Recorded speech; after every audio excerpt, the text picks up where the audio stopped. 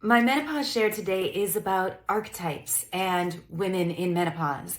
And one of my favorite books about archetypes is this one by Carolyn Miss, Sacred Contracts. It's a great place to learn and study. Archetypes are essentially characteristics that we associate with a particular kind of idea, like a bully or an architect or a clown or a hero. In all of these archetypes, there isn't menopausal women.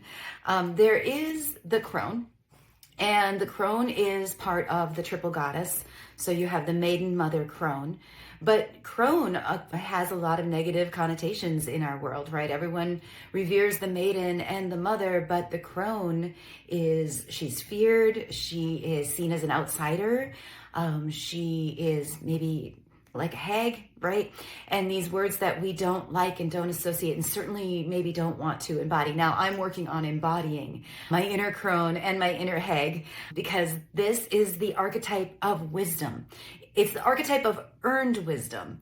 One does not become a crone in older years simply through growing older. You become a crone in older years through this process of self-reflection and renewal and transformation, which is why I think that the archetype that represents a menopausal woman more than any of the others is the alchemist.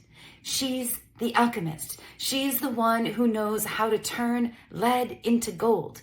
Lead being all the bullshit, all of the old stuff, all of the pain, all of the wounds. She doesn't need to ignore them. She doesn't need to protect them. She doesn't need to put boundaries around them. She transforms them into gold, which is wisdom, is life lessons, is this ability to see beyond the perimeters of our world. It's this ability to connect to other realms and remember the deeper wisdom of what it means to be a human. More than anything, that we are all one. The power of a menopausal woman is to become the alchemist, to become the transformer, to become that person who doesn't need to hang on to the old, who is very willing to let it burn up within her. She is fiery hot. We know that. What else is that kiln for?